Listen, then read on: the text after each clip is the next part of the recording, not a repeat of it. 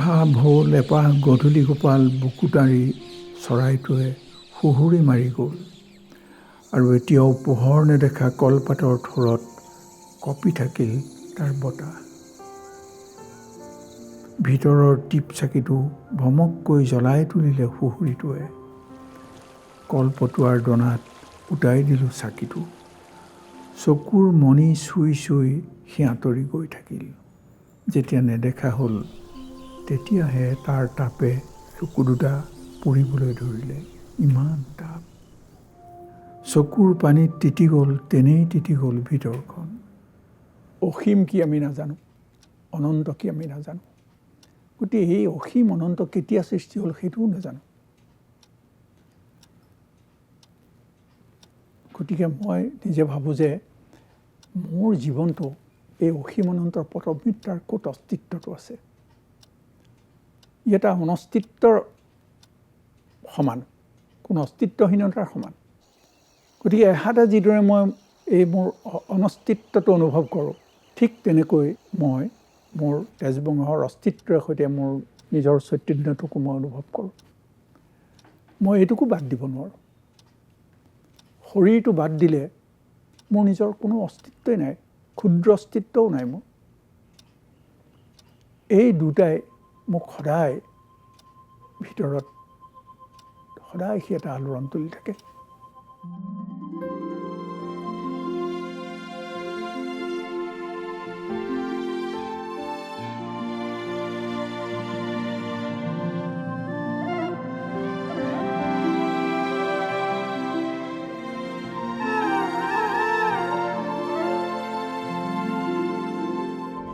Every year, on a cold, wintry morning, the sleepy and quaint town of Dibrugarh wakes up to celebrate the birthday of an incredible person, no less than a living legend.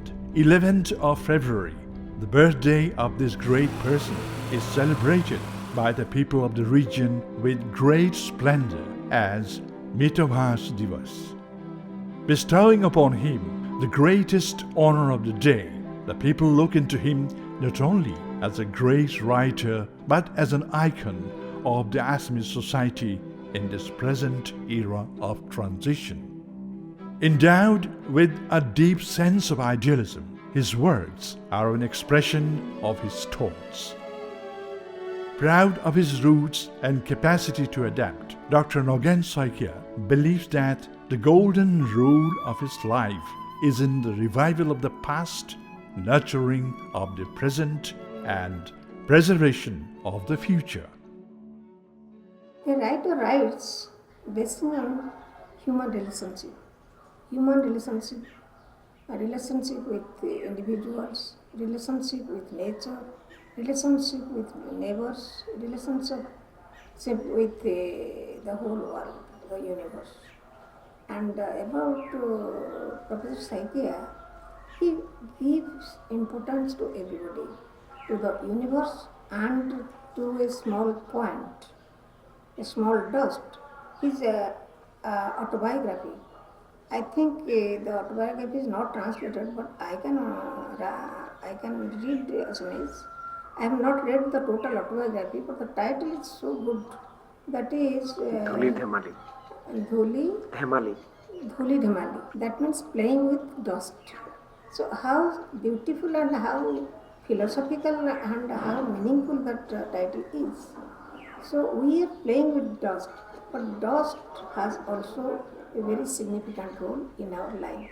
We cannot say that dust has no role. He gives importance to dust also. That is the uniqueness of Professor Sahitya. মোৰ জীৱনত মই দেখিছোঁ যে মই প্ৰতিটো চকুৰে দেখা বস্তুৰ তাৰ ভিতৰৰ যিটো শক্তি সেইটোক চিনি পাবলৈ যত্ন কৰিছিলোঁ। আৰু বাহিৰৰ ৰূপটোৱে মোক বহু সময়ত সন্তুষ্ট কৰিব পৰা নাছিল। আইতাই প্ৰতি বছৰে তেওঁলোকৰ ঘৰত ৰাতি বনচা নাম পাতে আৰু পিছদিনা যেতিয়া দুপৰীয়া সকলোৱে ভোজ ভাত খাই যাবৰ হয়, তেতিয়া ভকতক সেৱা কৰি আইতাই কাকুতি ঘোষা গায়। মই তেতিয়া একেবাৰে সৰু আৰু আইতাই সেৱা কৰি থাকোঁতে ময়ো মামাৰ ঘৰত ময়ো আইতাৰ ওচৰতে মূৰ দোৱাই সেৱা কৰি আছোঁ আৰু আইতাই যেতিয়া কাকুতি ঘোষাই তেওঁৰ চকুৱেদি যেতিয়া পানী বৈ থাকে ময়ো ক'ব নোৱাৰাকৈ মোৰ চকুৱেদি পানী বৈ থাকে সেই কাকুতি ঘোষাৰ মাতটোৱে তাত যিটো আত্মনিবেদন আছে আৰু কাৰুণ্য আছে সেইটোৱে মোৰ মনত এনেভাৱে সেই খোপনি পুতি লৈছিল যেতিয়াও মই যেন সেই মাতটো সেই সুৰটো শুনিবলৈ পাওঁ সমগ্ৰ জীৱনৰ মাজত যেন আমি তাৰে সন্ধান কৰি থাকোঁ বন বিৰিণাৰ হাবি তামোল পাণৰ বাৰী আম কঁঠালৰ ছাঁ মাজেদিয়ে পকোৱা সূতাৰ দৰে সৰু এটি গৰুবাট মাজে মাজে শুকান নৰাৰ গোন্ধ ভেকুলীৰ মাত আৰু মেঘৰ গাজনি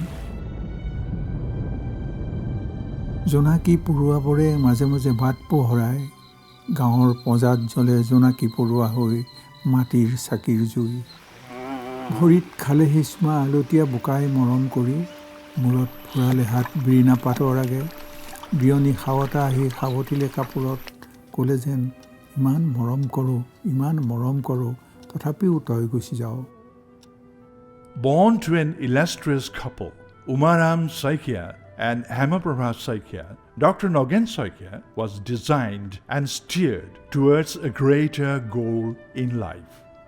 His father played a pivotal role in this. In the times where education was a luxury, his father established 2 schools in Golaghat, the first of its kind.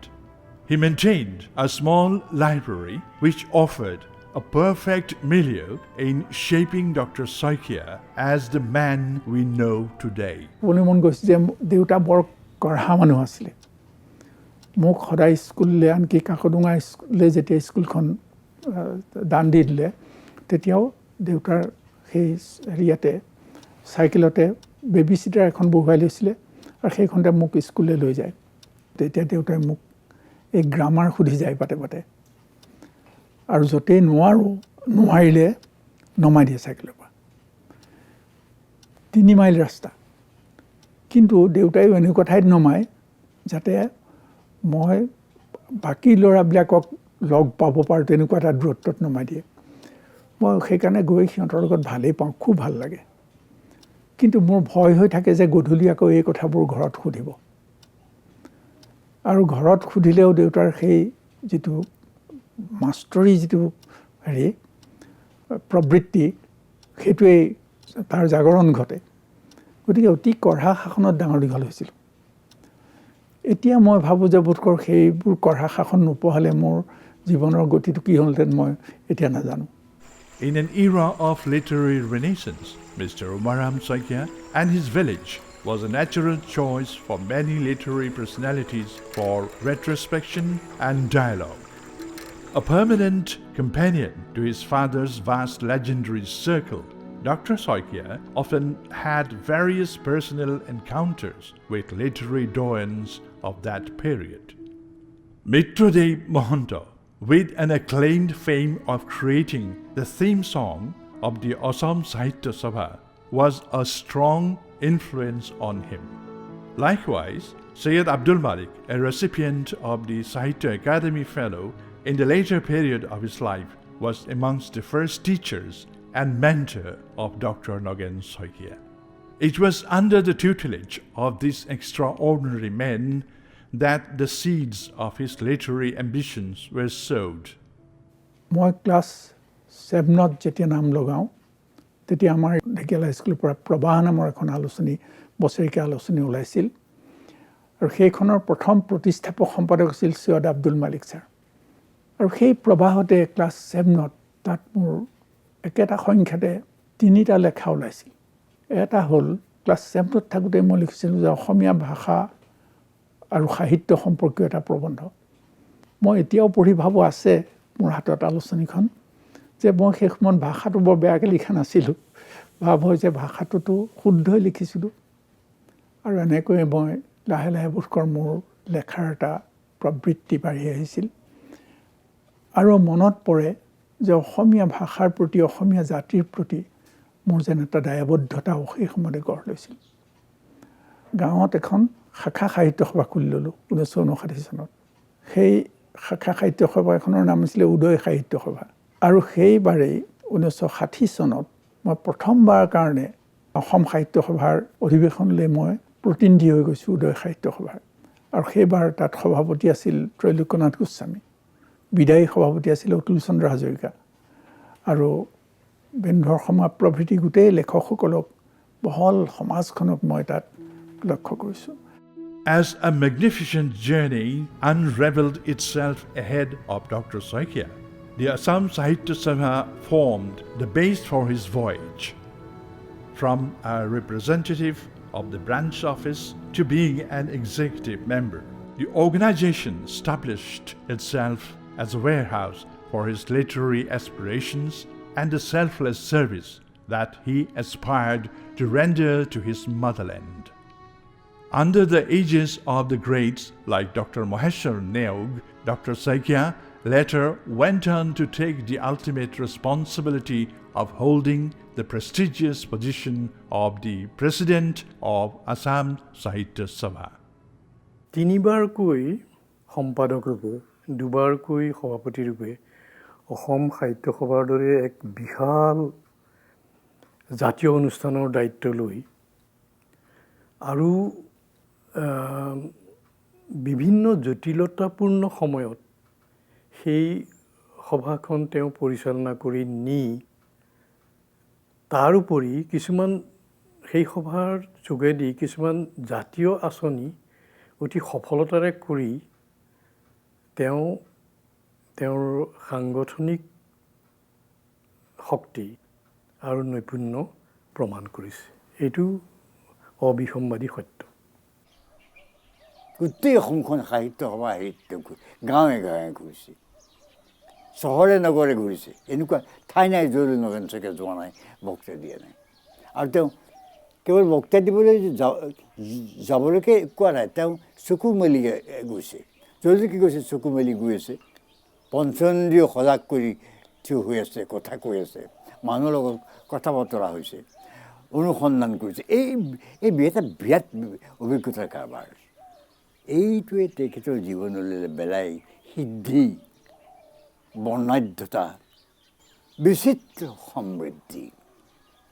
এইটো কৰিবলৈ তেওঁ কিমান বছৰ লাগিল সেইদিন কিতাপ পঢ়ি সন্দেহ মোৰ। একেবাৰে জীৱনৰ সন্মুখে হৈ গ'ল, সত্য বাস্তৱৰ সন্মুখে হৈ গ'ল। সংস্কৃতি জীৱনৰ লগত ক'ৰবাত এটা সংলাপ হৈ গ'ল। আৰু এই বস্তুবোৰ ফলতেই পৰৱৰ্তী কালত এখন তেওঁ জীৱনৰ সৰ্বশ্ৰেষ্ঠ কীৰ্তি অসমীয়া মানুহৰ ইতিহাস 400তকৈ অধিক পৃষ্ঠা লিখি উলিয়ালে। এইটো তেখেতৰ মই ভাবোঁ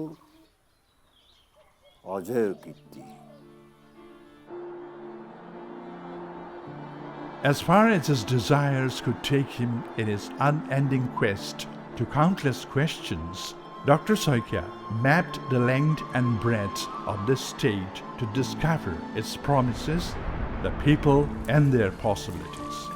This search that was initiated as a duty towards his people apparently manifested into an interpretation of his own reflection. এই জাতিটোৰ পৰিচয়টো আমি কেনেকৈ দিম? আৰু যেতিয়া সংঘাত আহে 60 চনৰ ভাষা বা 70 চনৰ ভাষা আন্দোলন, এইবিলাকে সেই ভাৱটো জগাই তুলিছিলে যে আমি পৰিচয়টো কেনেকৈ ৰাখিম।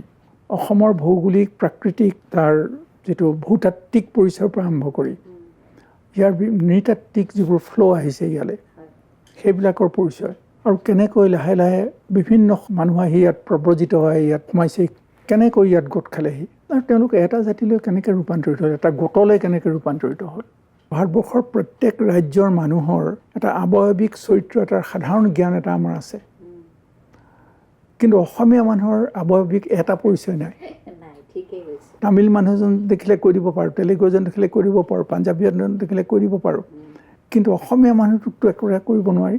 মই সেইকাৰণে দেখুৱাইছোঁ যে আমাৰ দক্ষিণ পূব এছিয়াৰ যিবোৰ নৃতাত্ত্বিক বৈশিষ্ট্য আৰু জনবিশ্বাস, লোকবিশ্বাস, এইবিলাক এফালেদি আমাৰ ভিতৰত আছে আৰু আনহাতেদি ইণ্ডিয়ান যিটো এৰিয়ানাইজেশ্যন, সেইটোৱে আহি আমাক ভাষাটো দিছে, জীৱনবোধ দিছে আৰু এটা উচ্চ স্তৰৰ সংস্কৃতি আমাৰ মাজলৈ লৈ আহিছে। A harbinger of the statements of the land and its people, Dr. Saikia always stood for its cause proudly and valiantly. Weaved into a mosaic, the threads of his words and actions were identical. মই হয়তো মোৰ বহুত ত্ৰুটি বিচ্যুতি আছে, সেইখনৰ কোনো সন্দেহে নাই। মই নিজৰ ক্ষুদ্ৰত্বটো স্বীকাৰ কৰিবলৈ অকণো লাজ নাপাওঁ, কিন্তু মই মোৰ চিন্তাৰ, মোৰ আদৰ্শৰ, মোৰ ভাৱৰ ইণ্টিগ্ৰিটিটো মই ৰক্ষা কৰিব খোজোঁ সদায়। মানুহে নিজৰ লেংগুৱেজ, নিজৰ কালচাৰ এইবিলাক লৈ কেতিয়াও হীনমন্যতাত ভুগিব নালাগে। মোৰ ভাষাটো, মোৰ সংস্কৃতি, মোৰ জীৱন যাপনৰ পদ্ধতি, মোৰ দেশখন এইবোৰ আনতকৈ বেয়া, এই ভাৱটো মানুহৰ মনলৈ কেতিয়াও আহিব নাপায়। তাক ভাল কৰিবৰ কাৰণে যত্ন কৰিব লাগিব ক'ৰবাত যদি কিবা আছে। মই সেইকাৰণে মোক লৈ, সেইকাৰণে মোৰ দেশখন, মোৰ নিজৰ ঠাই টুকুৰা, মোৰ নিজৰ এইখিনিক লৈ মই নিজৰ ভিতৰত এটা গৰ্ব অনুভৱ কৰিব খোজোঁ, একেবাৰে মুকলিকৈ ক'বলৈ গ'লে। His evident love and pride for his land and its people made him a coveted personality, unmistakably a guardian angel for the Assamese society as a whole. His perception of the Assamese language was not only as a medium of communication but a bridge to transcend all barriers and unite as one. সেইবাবে মই এই কথাটো সদায় দৃঢ়ভাৱে কৈ আহিছোঁ যে অসমীয়া ভাষাটো কোনোবা এটা সম্প্ৰদায়ৰ ভাষা নহয়। ই সন্মিলিত অসমৰ সামাজিক জীৱনৰ, সন্মিলিত আমাৰ নৃতাত্ত্বিক জীৱনৰ, সন্মিলিত ভাষিক জীৱনৰ ই একমাত্ৰ উমৈহতীয়া মাধ্যম। কিন্তু যিটো ভাষাৰে আমি আমাৰ এই জাতীয় জীৱনটো গঢ়ি তুলিলোঁ, সেই ভাষাটো আমাৰ কাৰণে মাতৃতুল্য। মাতৃ দুগ্ধই যিদৰে সন্তানৰ পুষ্টি সাধন কৰে, মাতৃভাষায়ো তেনেকৈয়ে মানুহৰ পুষ্টি সাধন কৰে। Instilled with great ideals and true intentions to make a change, it wasn't surprising when he became the first choice of the people of the state to represent them at a larger perspective. In the year 1986, he was unanimously selected as a member of the parliament to the Rajya Sabha. Even here, as he was shouldered with an additional responsibility as vice chairman of the Rajya Sabha, his innate love for his land was never forgotten. However, in spite of his active participation in politics, his literary objectives never faced a setback.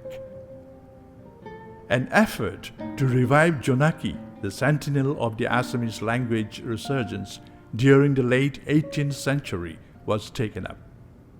তেতিয়া মই পাৰ্লিয়ামেণ্টত আছিলোঁ আৰু মুখ্যমন্ত্ৰী আছিল প্ৰফুল্ল কুমাৰ মহন্ত। তেখেতক মই ক'লোঁ যে মোক এটা হেল্প কৰি দিব পাৰেনে, মোক নহয় অসমীয়া মানুহক। কৈছে কওকচোন। মই বোলো মই জোনাকীখন সম্পাদনা কৰিবৰ কাৰণে লৈছোঁ, কিন্তু জোনাকী ক'তো পাবলৈ নাই। মই তাৰ কিছুমান বিচাৰি পাইছোঁ। অসমৰ বিভিন্ন ঠাইত জোনাকীৰ কিছু সংখ্যা আছে বুলি গম পাইছোঁ। মই অকলশৰে মই এনেকৈ ঘূৰি ফুৰিব নোৱাৰোঁ। মোক এখন যদি আপুনি গাড়ী এখন অন্ততঃ ব্যৱস্থা কৰি দিয়ে, এই কামটো শেষ কৰিব পাৰোঁ।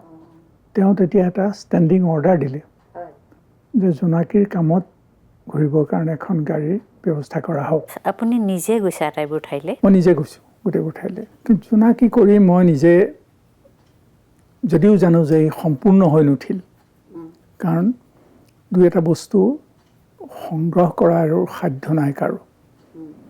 কিন্তু তথাপি মই ভাবোঁ যে জোনাকীৰ যোগেদি অন্ততঃ আধুনিক অসমীয়া মনৰ যিটো জাগৰণ, সেই জাগৰণটোৰ ইতিহাস ধৰি ৰখা হ'ল।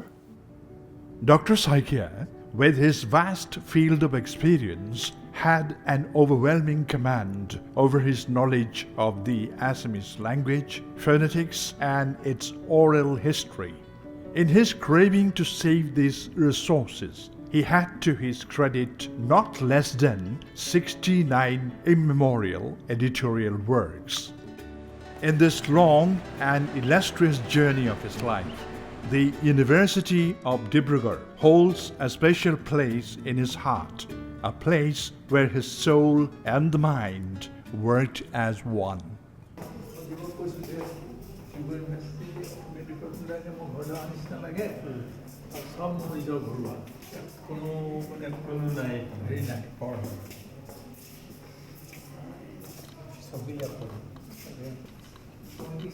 Bestowed with the ideal ambience, it was here, in these very premises, that the depth of his research works had reached its pinnacle. A teacher for excellence, this period taught him to embrace the true lessons of life in different hues and textures. Nagen Saikia ছাৰক যিসকলে ওচৰৰ পৰা লগ পায় তেওঁলোকে সদায় ভাবে যে আমি এজন শিক্ষকৰ ওচৰত আছোঁ সেই শিক্ষকজন এজন অতি সজ্জন ব্যক্তি তেখেতৰ আচাৰ ব্যৱহাৰ তেখেতৰ মাত কথা তেখেতৰ উপদেশ একেবাৰে এজন জন্মগত শিক্ষকৰ দৰেই যদিও খুব মৰমীয়াল কিন্তু মাজে মাজে খং উঠে আৰু খং তেতিয়াহে উঠে যেতিয়া কোনোবাই খুব এটা ডাঙৰ অন্যায় কৰে দেশৰ অপকাৰ কৰে অসমীয়া জাতি ভাষা সংস্কৃতিৰ অপকাৰ কৰে বা আন ব্যক্তিৰ অপকাৰ কৰে তেতিয়া আমি ছাৰক খং দেখিছোঁ সাহিত্যিক শইকীয়া ছাৰ যিমান জনপ্ৰিয় শিক্ষক শইকীয়া ছাৰ তাতকৈ কম জনপ্ৰিয় নহয় বেছিহে জনপ্ৰিয় Bonded by cohesion, as much as the university contributed to the growth of Dr. Saikia as an academician, the university too grew with him. The Bhupen Hazarika Department for Performing Arts is a befitting example of his diligent nature. In the year 1992, Dr. Saikia was bestowed upon the honor of being designated as the professor of Sahitya Lakshminatha Bezbarua Chair and worked in this position for more than a decade. In search of his existence, countless trials of self-exploration and expression evoked diverse beliefs in his mind, and his desire to give these feelings a language gave birth to a new genre of literature.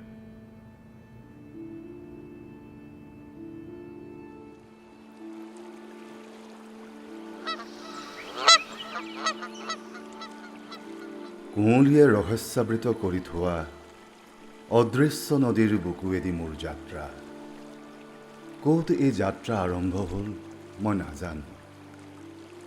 নাজানো ক'ত শেষ হ'ব মোৰ নাৱত আছে নক্ষত্ৰৰ দুখ আৰু সুখৰ সম্পদ মই তাকে লৈ গৈ আছোঁ অনুভূতিৰ কোনো ভাষা নাই কোনো শব্দৰে অনুভূতিক প্ৰকাশ কৰিব নোৱাৰি আৰু আমাৰ যিবোৰ প্ৰথাগত যিবোৰ ফৰ্ম আছে ৰীতি আছে সেই ৰীতিবোৰে সদায় মনৰ ভাৱবোৰ বা অনুভৱবোৰ বিশেষকৈ প্ৰকাশ কৰিব নোৱাৰে কাৰণ সেই ফৰ্মবোৰ কিছুমান বন্ধনৰ মাজত থাকে মই তেতিয়া অনুভৱ কৰিছোঁ যে বন্ধনৰ মাজৰ পৰা যি মই মোক নিজকে মুক্ত কৰি দিওঁ এই ফৰ্মবোৰৰ বন্ধনৰ পৰা তেতিয়া বোধ কৰোঁ মোৰ ভিতৰৰ ভাৱ আৰু অনুভূতিবোৰ সহজভাৱে সেইবিলাকে এটা নিজস্ব ৰূপত প্ৰকাশ লাভ কৰিব কিন্তু মই লেখাবোৰৰ কি নাম দিম কবিতা বুলি ক'ম জানো নাই কবিতাৰ ফৰ্মতটো মই লিখিবলৈ যত্ন কৰা নাই মই তাক অনুভূত যিটো মোৰ ভাৱ সেই ভাৱটো মই প্ৰকাশ কৰিব খুজিছোঁ এনেকৈ লিখোঁতে এই ভাৱখিনি হ'ল আৰু মোৰ তাক নাম দিলোঁ মিতভাষ মিত মানে সীমিত ভাষ মানে কথা ইচ্ছা হয় প্ৰবল ইচ্ছা হয় হেৰাই যাওঁ শব্দৰ ধ্বনিৰ মাজত আৰু অশৰীৰী হৈ বতাহত বিয়পি পৰোঁ মোৰ আৰু গছৰ দৰে বাঢ়িবলৈ ইচ্ছা নাই ফলৰ দৰে পকি আকৌ গছ হ'বলৈ ইচ্ছা নাই তেজ মঙহ হাড় ছালৰ অস্তিত্বৰে মই এটা চিৰন্তন আকাংক্ষা হৈ জীয়াই থাকিব নোখোজোঁ মই শূন্যৰ মাজত বিয়পি অশৰীৰ হৈ পৰিব খোজোঁ আৰু মোৰ সকলো সুখ দুখ পাহৰি যাব খোজোঁ মই সেইটো সময়ত মুগ্ধ হৈছিলোঁ সেই চুটি কবিতাবিলাকৰ ভাষা বিশেষকৈ দুটাই আৰু বিশেষকৈ অনিবৰ্চনীয়তা কিবা এটা বস্তু তাত আছে যিটো কথাৰে প্ৰকাশ কৰিব সাধাৰণ কথোপকথনে কথাৰে প্ৰকাশ কৰিব নোৱাৰি Enriched by the exuberance of creator's soulful expression, Mitobhas is an embodiment of everlasting hope, endless pain, and deep sorrow. Mitobhas transcend to an expressive dialogue through its superfluous language. কবিতাৰ যিটো সজ্জা, যিটো মানে তাৰ ছন্দৰ সজ্জা বা তাৰ ৰাইম ৰিদম, এই সজ্জাটো মই আঁতৰাইছে তেওঁ গদ্যত লিখিছে। আৰু সেই গদ্যটো হৈছে স্পন্দিত গদ্য, সি নিজে এটা বৰ ৰিদমিক প্ৰ'জ এটাত গৈ থাকে। আচলতে মৃতভাগবিলাকত কি দেখা পোৱা যায়, তেওঁ কলা কৌশলবিলাক পশ্চিমীয়া দেশৰ যিসকল কবি সাহিত্যিক তেওঁলোকৰ পৰাই ল'লে, কিন্তু তেওঁ আমাৰ যিটো চিন্তা, যিটো দৰ্শন, সেই দৰ্শনটো বহু পৰিমাণে আমাৰ যিটো ভাৰতীয় চিন্তা, ভাৰতীয় দৰ্শন তাৰ কাষ চপাই আনিছে। বৰগীতত যেনেকৈ আছে অথিৰ ধনজন জীৱন যৌৱন, অথিৰ ধনজন জীৱন যৌৱন বুলি ক'লে জীৱন যৌৱন মিছা বুলিতো কোৱা নাই, অস্থিৰ বুলিহে কৈছে। অস্থিৰ মানেনো কি, সি মানে একেঠাই ৰৈ থকা নাই, পলে পলে সি সলনি হৈ আছে। এই পৰিৱৰ্তন সলনি যিটো কথা, তাৰমানে সময়ৰ সোঁতত যিটো আছে আৰু ইফালে যিটো মানে মৃত্যুহীন। সপোনৰ সুখত আৰু সোঁৱৰণিৰ দুখত দিন ৰাতি ঋতু পাৰ হয়। টোপ টোপকৈ সৰে সাগৰৰ বুকুত আকাশৰ বৰষুণ, বৰষুণৰ বুকুত মেঘৰ দুখ। আৱৰ্তিত হয় সাগৰৰ পৰা ডাৱৰলৈ, ডাৱৰৰ পৰা নিহিম শূন্যতালৈ। এই আৱৰ্তনৰ মাজত পাৰ হয় দিন ৰাতি মাহ ঋতু বছৰ যুগ কল্প কল্পান্তৰ।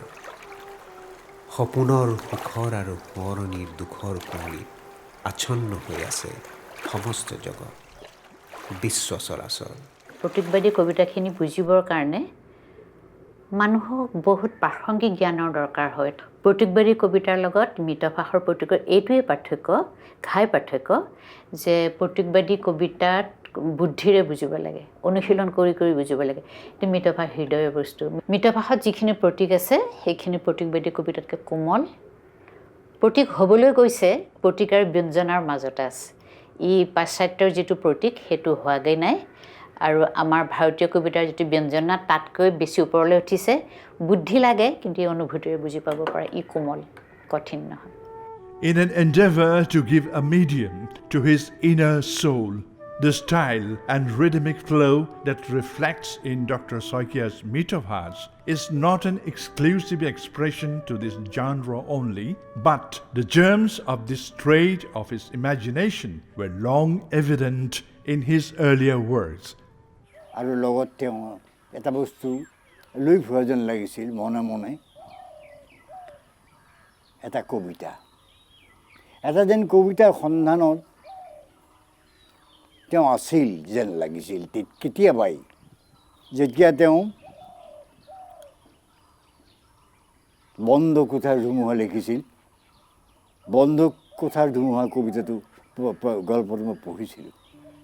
A writer of the Ramdhanu era, where writing was not only a craftsmanship but a responsibility, Dr. Saikia's work imitated that line of consciousness.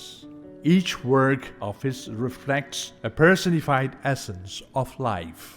ভাৰতীয় যিটো সমাজ ব্যৱস্থা, সেই সমাজ ব্যৱস্থা আৰু পাশ্চাত্যৰ যি দৰ্শন, সেই দৰ্শনৰ এটা সন্মিলিত ৰূপ তেওঁৰ গল্পসমূহৰ মাজত ফুটি ওলাইছে। তেখেতৰ আন্ধাৰত নিজৰ মুখৰ কথাই কওঁ বা অন্যান্য যিসমূহ গল্প আমি পাওঁ, সেই গল্পসমূহৰ কথা আমি যদি মন কৰোঁ, তেতিয়াহ'লে আমি দেখিম যে তেখেতে সেই অস্তিত্ববাদ আৰু ভাৰতীয় দৰ্শন এই দুয়োটাক আধাৰ কৰি এটা নতুন ধৰণৰ চিন্তাৰে সম্পূৰ্ণ ব্যক্তিগত এটা শৈলী নিৰ্মাণ কৰিছিল অসমীয়া সাহিত্যত। Each volume of his short stories is an experimental pursuit of the different traits of his personality. In the long shadows of existentialism was composed Ostittor Hikoli, and he tried to capture few evocative, timeless, luminous sketches in Sobi Aru frame.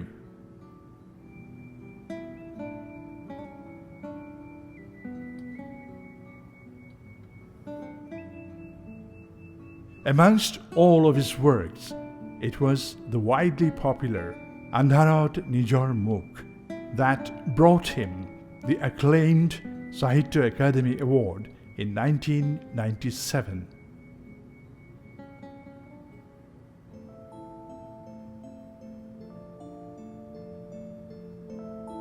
And as one of the rarest persons in the country who has made seminal and everlasting contributions for the enrichment of Indian literature, he was elected as the Fellow of Sahitya Akademi in 2019, the highest literary honor in the country, which is reserved for the immortals of literature. It is not very often that we are privileged to live with such a distinguished person, and all of us are indeed blessed to have shared this planet with a great mind like Dr. Nagen Saikia. Friends, Sahitya Akademi Fellowship is the highest literary honor in the country. It is not conferred merely on eminent or distinguished literatures of India, but only on the immortals of Indian literature.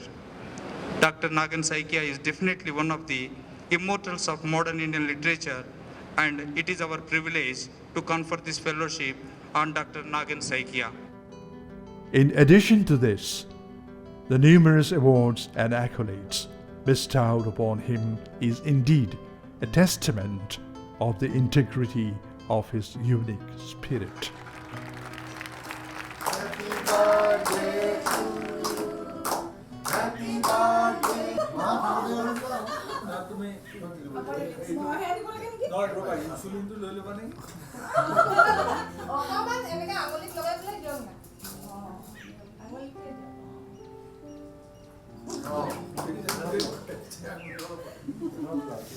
Dr. Saikia's personal space is an extension of himself.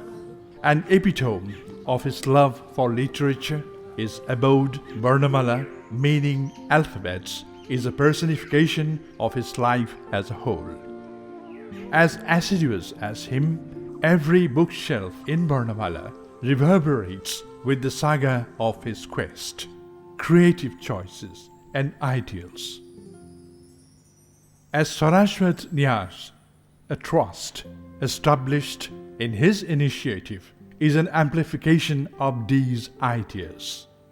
This trust reflects his gratitude to the society he feels so deeply indebted.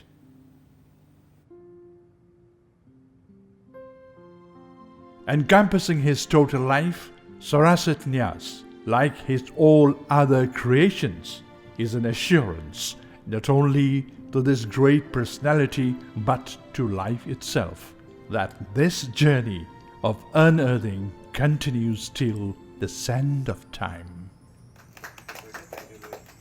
যে মই দুটা ভৰিত থিয় দি আছোঁ, এটা হ'ল মোৰ নিজৰ যিটো জাতীয় জীৱনৰ যিটো ভেটি, ঐতিহ্যৰ ভেটি, সেই ভেটিটোৰ লগত মোৰ শিপাৰ সম্পৰ্ক, আৰু দ্বিতীয়টো হ'ল যিটো আধুনিক জীৱনে সভ্যতাই আনি দিয়া যিটো নতুন স্তৰ, সেইটোতো মোৰ এটা ভৰি, মই এটাকো এৰিব নোৱাৰোঁ।